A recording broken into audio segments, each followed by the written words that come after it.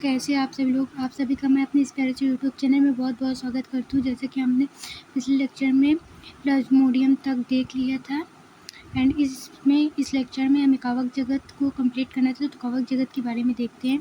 कवक जगत में कवक से संबंधित अध्ययन को माइकोलॉजी कहते हैं। ठीक है, माइकोलॉजी।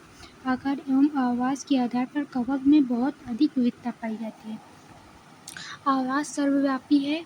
आर्द्रता, गर्माहट कवक की वृद्धि को प्रेरित करता है। कोशिका भित्ति काइटिन एवं पॉलीसेकेराइड की बनी होती है। इनमें पोषण सभी कवक एवं विषमपोषी परपोषी होते हैं।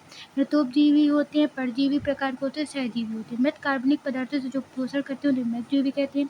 पादप एवं जंतुओं पर रहकर जो पोषण करते हैं उन्हें परजीवी कहते हैं। और लाइकेंस या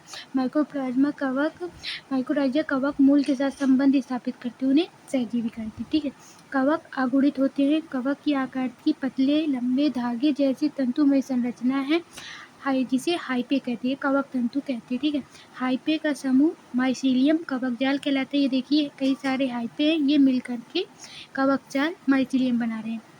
और ये हाइपे दो प्रकार के होते हैं, एक एसेप्टेड, एक सबसेप्टेड।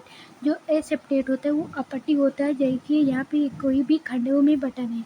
और जो सेप्टेड होता है वो पट्टी होता है, जो अलग अलग खंडों में बटन। कवक के जनन में बारे में जान लेते हैं। तो कवक में कायिक जनन, अलैंगिक जनन, लैंगिक जनन होता है। कायिक जनन तेज दर से होता है। फ्रेगमेंटेशन कायिक खंडन द्वारा होता है। फिजन विखंडन द्वारा और बडिंग मुकुलन द्वारा होता है। ठीक है, अलैंगिक जनक अलैंगिक बीजाणुओं द्वारा होते हैं। इसमें एक धानी बीजाणु होता है जो दो प्रकार का, एक चल बीजाणु और एक अचल बीजाणु। चल बीजाणु जूस्पोर और एल्फेनोस्पोर यानी कि अचल बीजाणु। कोनेडिया होते हैं जो बाह्य जात होते हैं, बाहर है, इस प्रकार से उनके बीजाणु बने होते हैं।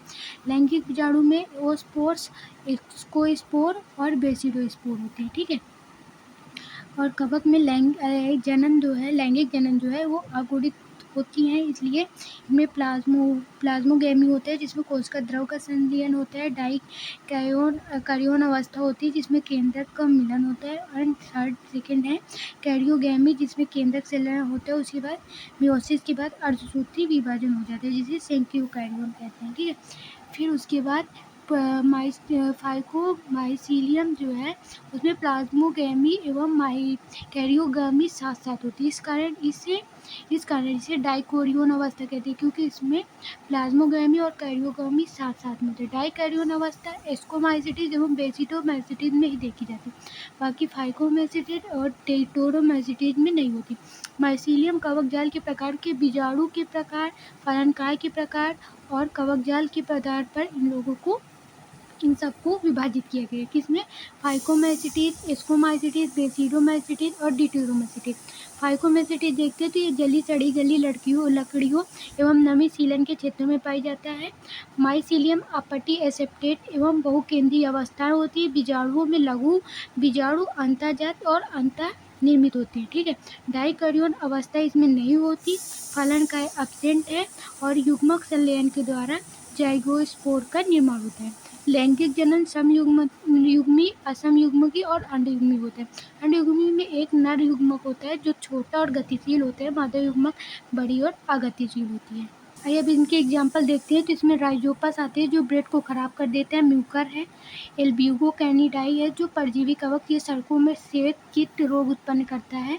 फाइटोफेथेरा है, ये इन्फेस्टेंस है जो परजीवी कवक आलू में ब्लाइट रोग उत्पन्न करते हैं। इसको माइसिटीज में देखते हैं कि इनका आवास मेथोपोसी अपघटनकारी परजीवी और ये सलमरागी होते हैं। सलमरागी किसे कहते हैं? जो जंतुओं के विष्ठा या मल में पाए जाते हैं। इनमें एक कोशिकीय कवक होता है जैसे ईस्ट और बहुकोशिकीय कवक होते हैं। माइसीलियम पट्टी होता है एवं शाखित होता है। ये देखिए स्ट्रक्चर। बीजाणु कैनिडाई अलैंगिक बहिर्जात होता है और ये इसका स्ट्रक्चर देख सकते हैं। ये कोनेडियो स्पोर है, ये तनु है जिन पर के कोनेडियो पाए जाते हैं। ठीक है, ये इसको स्पोर है। इसको स्पोर के बाहर ये इसकस है और इसकस से बाहर इसको स्पोर होते हैं। ठीक है, फलन कैदिनी कहते हैं। लैंगिक बीजाणु इसको बीजाणु अंतर्निर्मित होते हैं। फलन का इसको स्पोर होता है और इसको कॉर्प में 1 से 4 इसकस होते हैं। ठीक है, जिसे इसकाई बहुवचन है और इसकस एक वचन है। एक इसकस में 4 से 8 इसको स्पोर होते हैं एंड ये पेनिसिलियम, इसका एग्जाम्पल पेनिसिलियम है, एस्परजिलस है, मोरल्स और ट्रफल्स ये खाने योग्य होते हैं। ईस्ट है और न्यूरोस्पोर्स है, क्लेविसेप्स है और पेजी है। ठीक है, ये समलागी कवक में पाए जाते हैं। सेकंड है बेसिडोमाइसिटीज, जिन्हें क्लब फंगी कहते हैं। इनका आवास नाम मृदा में पैदा हो पाए जाते हैं। माइसिलियम पट्टी एवं शाखित होता है। अलैंगिक बीजाणु अपसेंट होता है, कायिक जनन फ्रेगमेंटेशन के द्वारा होता है। लैंगिक अंग अपसेंट होता है, संपूर्ण कवक जंतु के रूप में कार्य करते हैं। ठीक है, इसे सेमेटोगैमी कहते हैं। फलन का बेसिडोकार्प बनाते हैं। इसके बाहर बीजाणु बनाते हैं, जिसे बायोशूट एक्सोजीनस कहते हैं। एग्जाम्पल देखते हैं तो पक्सीनिया कीट रोग है जो गेहूं में काला रोग करते हैं, उसे ब्लैक रस्ट कहते हैं। ऑस्टिलोगो कंक कवक है, स्मट फंगी कहते हैं। मशरूम है, एगेरिकस है, टूल्स स्टूल्स है और अस्मटा है।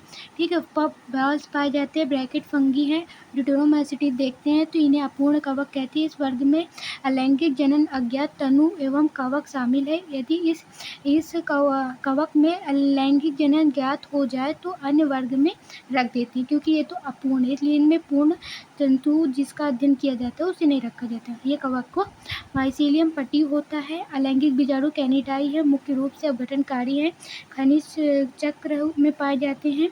अल्टरनेरिया इसमें एक एग्जाम्पल है, कोलेट्रोसियम और ट्राइकोडर्मा, और ये जब कीटनाशक। ठीक है, थैंक यू, आप सभी को बहुत बहुत धन्यवाद मेरे इस वीडियो को इतना लाइक से सब्सक्राइब सपोर्ट देने के लिए।